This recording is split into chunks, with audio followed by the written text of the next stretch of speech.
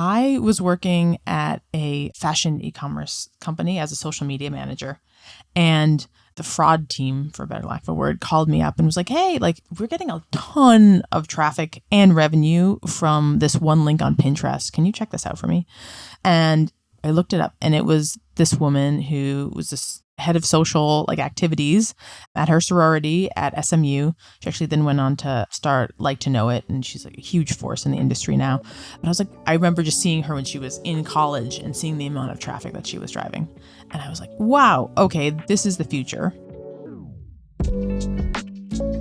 This is Mae Karwowski talking about the first time she encountered an influencer. Today, Mae is the CEO of the influencer marketing firm Obviously, and my guest for this episode of Lives of Tomorrow. And today, we're talking about the creator economy.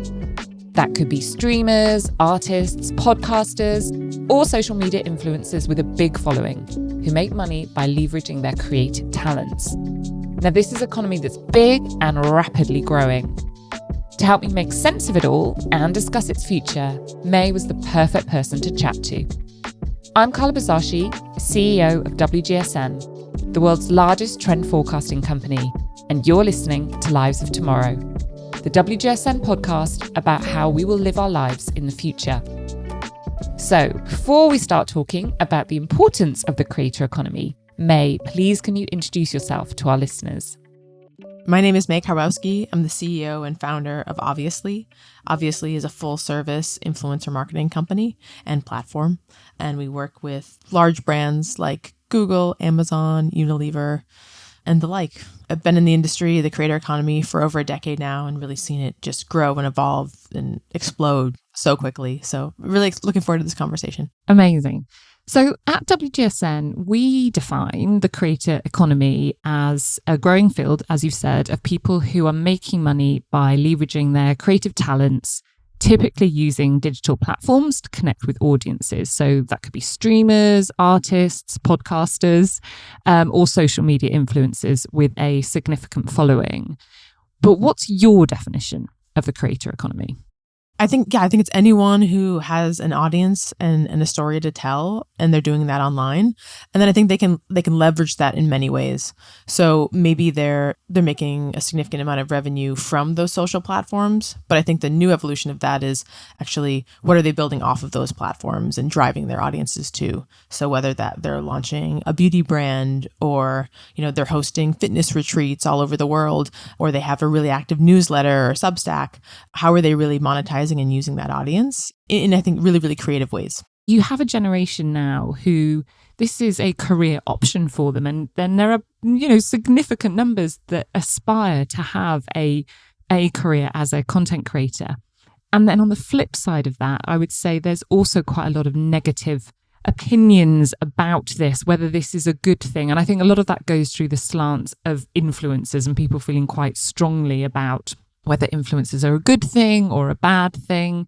You've really lent into this as it's your business's raison d'etre. How do you kind of reconcile those two different opposing influences on this entire economy?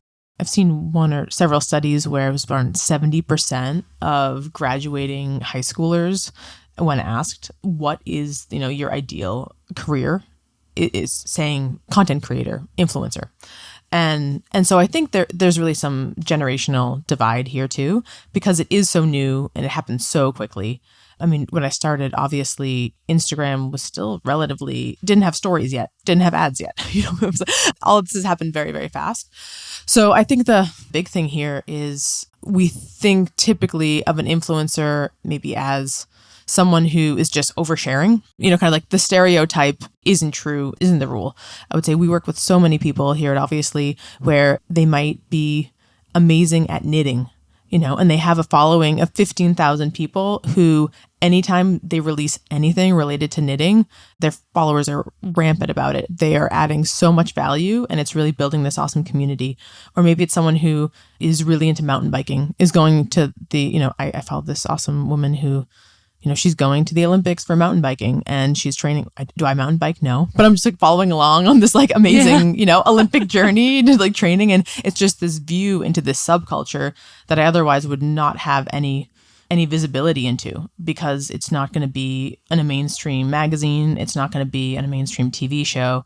And so I think that that's really where the beauty and the awesomeness of the influencer and the creator economy lies. It's with these people who just really tapped into these super passionate subcultures, and they've been able to make that their entire career and their passion. So I think that's fantastic. And I think that, the younger generation is seeing that and it's like, wow, that could really be me. What you've sort of just said is there's no such thing as typical, because it's about cultures, but it's about subcultures. And I imagine it's about, even niches within that mountain biker. There might be someone who's, amazing at downhill biking. It might be where in the world they're mountain biking. There, it can get quite small and yet still have a big impact because there are enough people who are passionate about that. We talk quite a lot here about scaling the niche, and not necessarily to do with this economy, but those two things do go hand in hand, I presume. Oh, definitely. Yeah, I think they're one and the same. You have people who are really influential in a given niche who just really attract an audience, and maybe that audience is 10,000 people, maybe it's 15,000 people, but anytime they say that they're doing something, people listen. So you will have been asked this question a gazillion times before, but what makes a successful content creator? The big thing is just having a really interesting narrative, and having a really interesting story and having a compelling way to tell that story. And does it resonate with a core group of people?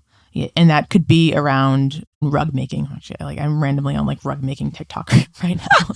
It could be on, social commentary around this new fad of being a trad wife. I mean, there could literally be, there's big law TikTok is huge, where people talk about how many hours they work and what it's like to work at a really big law firm.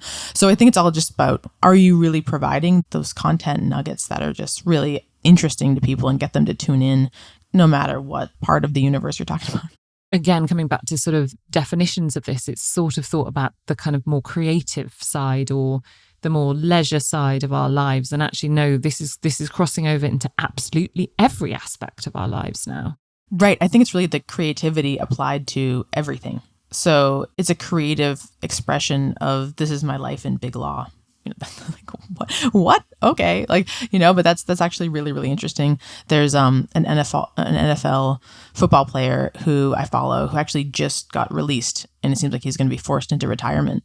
And so he's talking on his TikTok about how he just got into the NFL broadcast school, which is like the feeder to be on TV.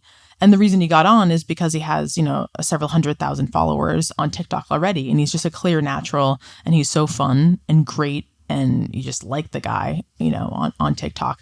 So not only is this creative, I'd also make the point that it is the way to really solidify your job and your future career. And it's like, oh, and I also have this huge audience. And I think in the future, that's going to become really, really important.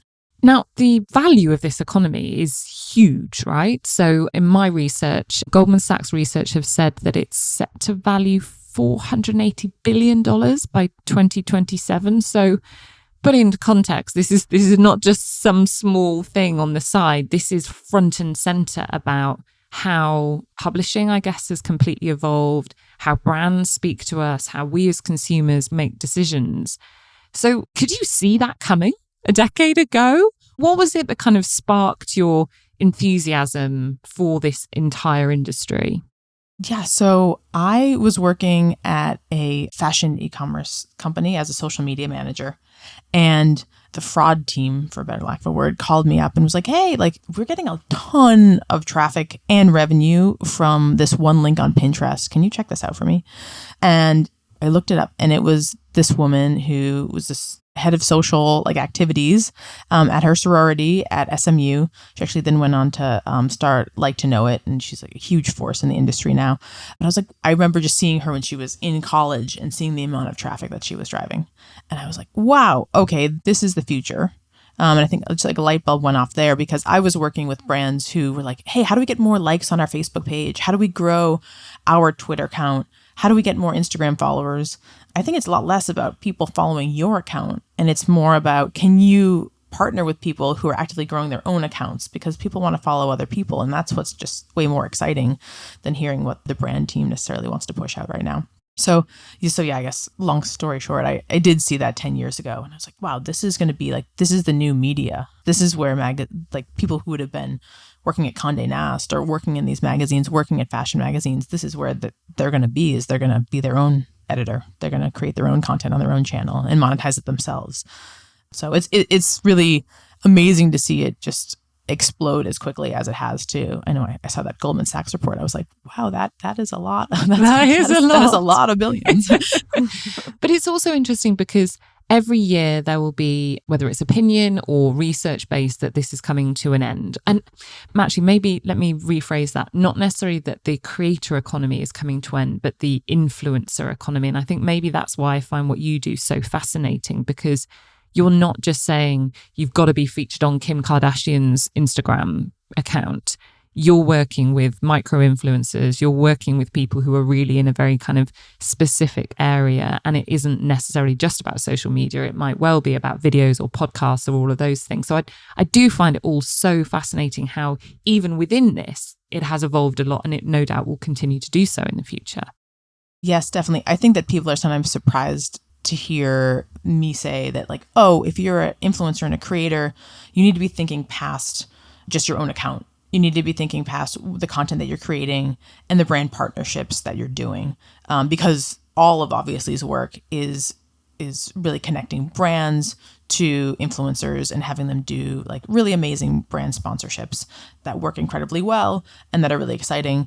And I love this business. I think it's fantastic. I think I saw a stat. It was around 75% of influencers really make a majority of their revenue from those brand sponsorships. I think especially if you're a micro or a mid-tier influencer, just really emerging, just growing. But I also think that should really be a stepping stone for you. That should be the thing that helps you really know, hey, I have real traction here. I can really make this a career. I can make this a business.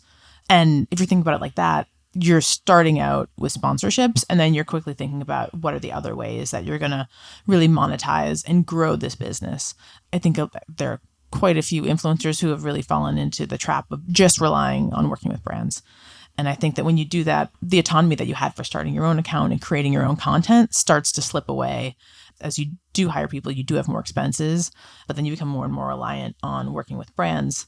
And then I'd say almost paradoxically, brands want to be working with people who are working with fewer brands and are telling really, really authentic stories and are actively growing their audience and focused on their own content rather than the branded content.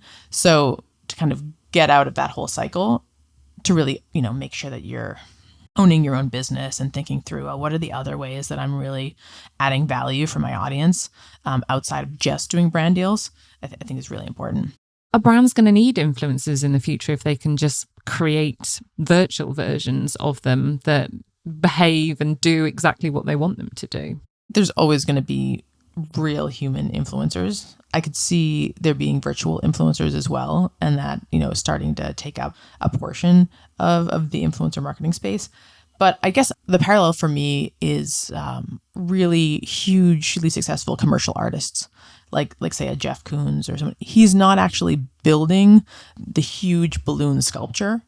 His whole team is doing that. So I think you shift from maybe being, hey, it's my face on camera 24/7, and I'm doing like a really raw style, get ready with me video, and actually becoming, oh no, I'm the conceptual engineer of what we're gonna do and what we're gonna do going forward. And I think a really great example of that is what Mr. Beast has done. He's in every video, but he's got a whole team who's like, hey, here are the 100 wells we're going to build in Africa this week.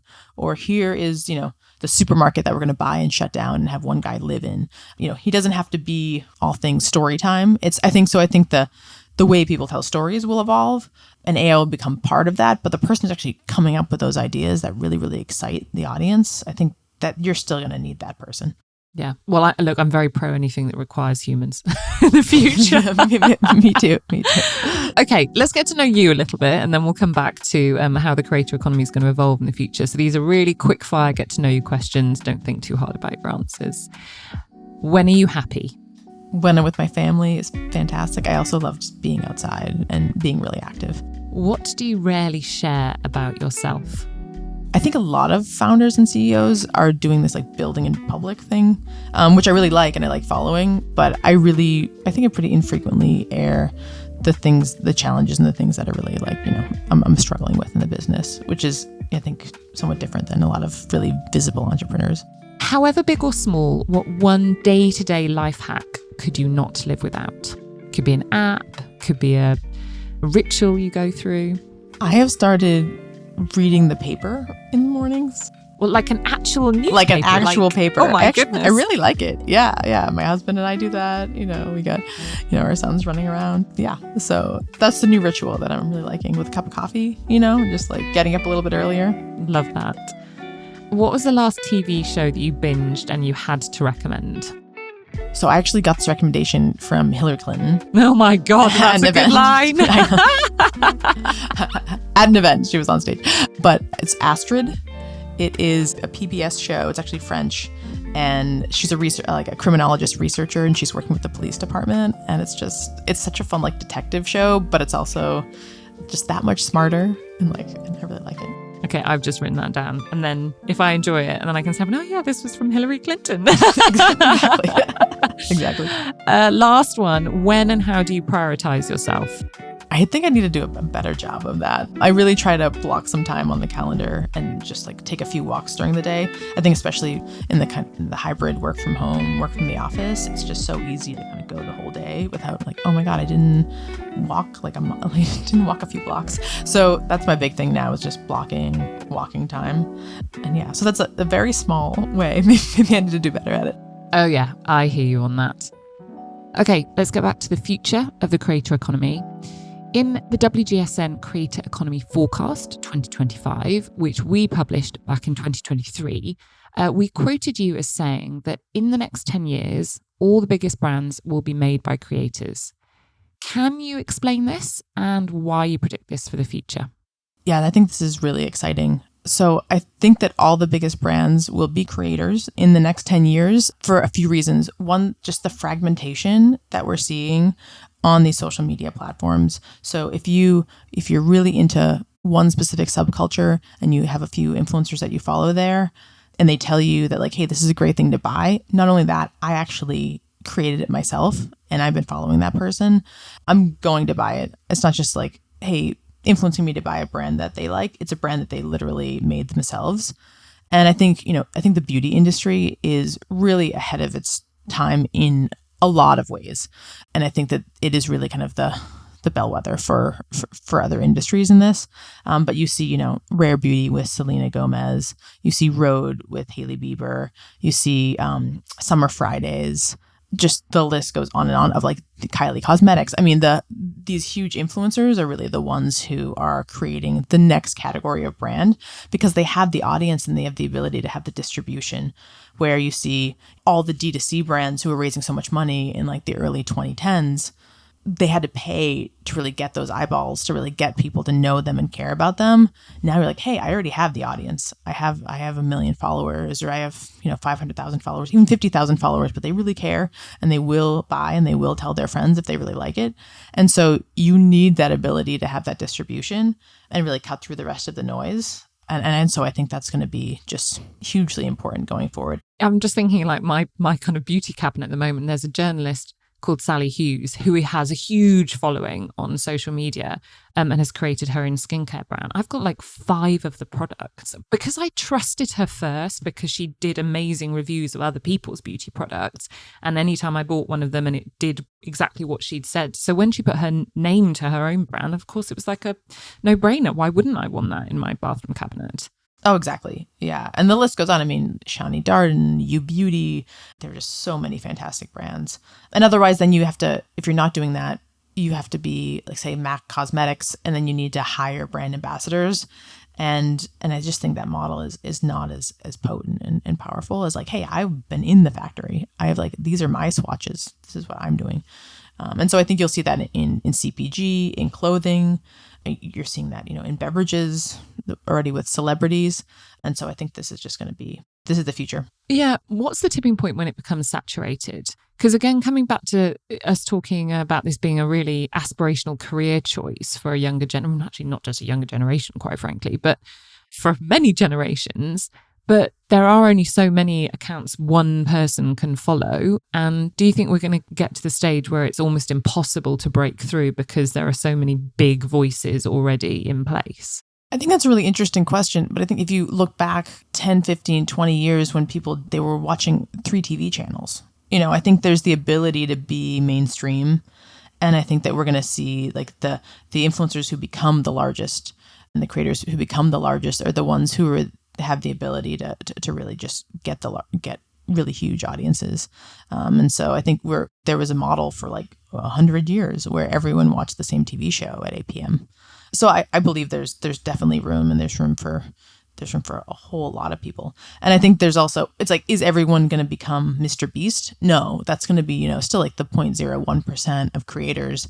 Most people are going to be that long tail, and they're going to have 10,000, 15,000 followers. But you can have a really great career there if you're really smart about it. Yeah. I'd read, I think it was a piece you'd written, but about the micro influencers and, how you tapped into that as well. And that is really interesting. And maybe that is the part that feels more accessible to a wider range of people, which again, I'm just using the cliche when saying Kim Kardashian, but you don't need to have millions and millions of followers for this actually to be a viable way of charting your future success or just making money, if that's ultimately why you're doing it. Exactly. I mean, there are so many examples of influencers, who would say, I guess I'm using more of like the arts and crafts just because it's kind of random and people don't think about it. But, all of a sudden, if you're quilting and you're creating patterns and then you're selling those patterns, there are people who have 15, 20,000 followers who are making 6 figures, who are making really, really great livings off this. There's a creator that I talked to who has several million followers now on YouTube, and she started out and she was just making slime and like DIY slime, and it's like, you're like, hey, I'm waiting tables, and now all of a sudden, I'm buying a house for my parents. So I think that's in terms of, there's just so much income inequality. But if this can be one of those things that actually can be a shortcut and a ladder for people who are really creative because they have a free app and they're creating things that are really, really interesting, like I think that's pretty awesome in its own way. Yeah. Yeah. It really is. Ultimately, though, are the winners the social media platforms, given the kind of cuts that they will take from this? Definitely. Yeah, there's always a price for entry, right? Yeah, like nothing is actually free. And so I think another big thing that I stress with creators is you do need to, like, what do you own that's your own on your own platform? And do you have, this sounds old school, but do you have a website? Do you have an email list?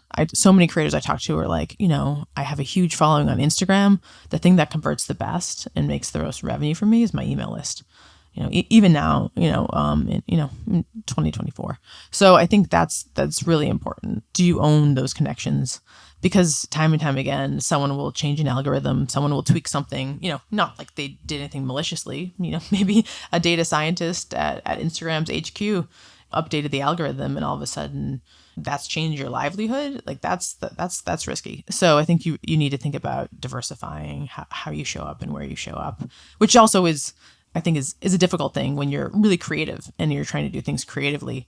So there are elements of being a creator that are real friction points as well. How do you be creative and also diversify? That can be very difficult. Coming back to it as an industry for the future, lots of things that you've spoken about as being effective are people who have a skill or a craft or a profession or a passion. Those things take time to evolve. They take some kind of training or learning. So maybe this isn't a question, maybe this is just me mulling over all this information, that people still need to be educated. They still need to find things that they love. They still need to learn things to become passionate and good enough at them for it to be something that they can then create and pass on to others. Maybe that makes me feel kind of really joyful about this. Yeah, I think that's an excellent point. I think that, when you see and you talk about oversaturation, or you see, new, say, high schoolers who want to become content creators, and it's like, who do you want to be like? Oh, I want to be like Alex Earle. It's like Alex Earle is 1 in a million. She is literally doing get ready with me videos. And then there's just like a twinkle or sparkle about her that really, really people gravitate towards. And I think that if trying to replicate that is not a good recipe for success. So I think there is a real risk in just becoming a general lifestyle influencer right now. And I think that's kind of what most people are like, oh, I'll just go and do that. But I think the really viable way to do this as a career or build a business is to find those real niches where you really can add value. I was, on archaeology TikTok yesterday, there's just like places that are. I would love to see your search history. I know. It's like, I'm just like in those little nooks and crannies of the internet. But I think that's where, you've got, just going back to that librarian, you've got 10,000 people who are hanging on your recommendations and wondering what you're going to do next and what you're going to put your name behind and what you're going to do. And I think that's really where there's so much promise. And the awesome part about that is that you don't need to have 1 million followers to do that. But you do have to have something to say, and you do have to have something to add to the conversation. So I would say, really follow your passions outside of social media, but then find really cool ways to translate that onto social. And I would say that's kind of a real winning recipe there. So if that's the real winning recipe, what's the biggest challenge for content creators in the future? I think the biggest challenge is creating content. Maybe sounds dumb, but because it's laborious, right? Isn't it? It's not. It takes a ton of time. Desk. It takes a ton of brain power. You just need to have real creative ideas, and you need to kind of constantly be thinking, oh, how am I gonna take that, and how am I gonna make that really interesting for my audience, and how am I gonna shoot that? And so I think that there are some tools, and there will be even way more tools that will really help creators with that. But that's one of the biggest things I see, is that just the creative mental burnout that can happen of trying to wake up every day and be like, okay, what video or 2 videos am I going to create? And then doing that day after day after day. Plus, I think also the part of communicating with people on the internet can just be quite draining too. So you have to be really smart about how you kind of protect yourself from that. And so I think people are surprised when I talk about how to be a great content creator, because there are a lot of things that aren't actually about being an influencer on the platform. It's like, how do you make sure that you do have time for yourself and you're staying really mentally well and not getting super burnt out, but also, posting really consistently? That's a tough balance. Yeah, I mean, there's no HR department, right, for content creators. And the trolls can be really mean in the comments, So it's like, how are you dealing with that? Are you actually reading all of them? Do you have someone else read them for you? I'm a big advocate for that. Can you have someone else read these comments for you and kind of filter them? Or maybe that will be, AI in the future. I think that'd be a great application. Yeah, on people with mental health. I totally imagine. Mae, thank you so much. This has been really amazing. Final question for you. Are you more anxious or hopeful about the future of the creator economy? I'm really hopeful. I'm constantly saving content that I see everywhere. And so I'm really hopeful about the future. And I think there are going to be just some fantastic things happening. Thank you. Thank you so much to Mae Karwowski, CEO of influencer marketing firm Obviously, for joining us on Lives of Tomorrow. Next week, WGSN's Create Tomorrow podcast is back with another episode. This time, the Insight team will be discussing retail trends that we're currently tracking at WGSN. I'm Carla Buzasi, CEO of WGSN, and I'll see you next time.